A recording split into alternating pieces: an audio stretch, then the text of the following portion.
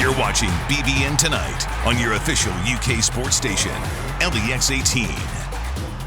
Welcome back to BBN Tonight. Kentucky football gets a much-needed break this week after a disappointing start to a very difficult season. Yeah, let's check in with Tom Leach, the voice of the Wildcats, for a recap of this first half of the season and beyond. And, well, Tom, first, your impressions from that performance against Georgia on Saturday. You know, defensively, they certainly played in a fashion that gave them a chance to win. I think Georgia had scored that few number of points once since late 2016, I believe it was. They scored 10 in the SEC championship game, and they lost to LSU last year. So that was incredible to hold them down as well as Kentucky did. And really, Georgia's given up 66 yards a game rushing. Kentucky had Chris Rodriguez go for 108. So they did some creative things with their formations and shifting that enabled them to run the ball well enough to give themselves a chance to win. It all comes down to they've got to get better in the throwing game.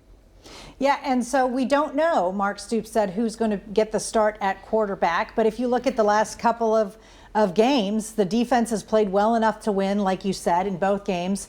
And neither Terry or Joey Gatewood really has separated themselves as looking like the better passer. Terry's just got maybe a little bit more experience under his belt. And that seems to be the big difference right now. What do you see happening in 2 weeks, I guess? I don't have a good answer definitively for your question. I would think you've got a week off here, and you can look at the tape and see how you thought Joey played, and see if you think that there's significant upside there to stay with him, or is it best to go back to Terry, and they've got to make that decision. But the other thing you can do here is you do have some highly regarded young receivers in the latest recruiting class that have played a small number of snaps. Maybe you can take a longer look at players like that, be it Drennan or Cummings, to see if they can help you. This is a time with a week off where you can try to give them some extra work and see if you think they're ready to help you out in some way. But you've got to take a real hard look at this to find a way to be able to throw the football, because certainly the opportunities ought to be there with how teams are committing to the run. Now, when they do return to Kroger Field to play Vanderbilt, do you look at that, Tom, as a must-win type game? Because you're going to Tuscaloosa and Gainesville 2 weeks after that. You got to think they need to get that win.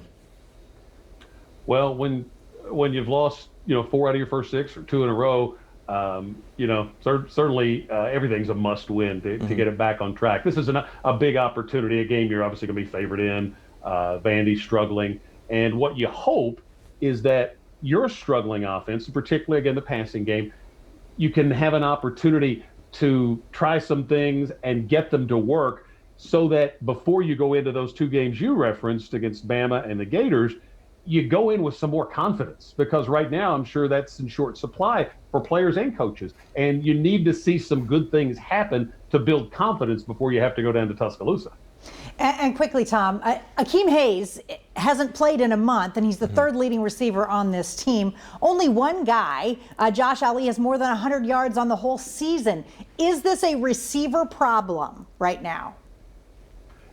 It certainly looks like that's part of it's the issue. I don't know what the percentage is between quarterback decision making and receiver technique. So that's for the guys that are coaching them to make that decision. But you got to come up with the answer to that. Sure. All right, Tom. Well, as always, thank you very much. Enjoy the week off.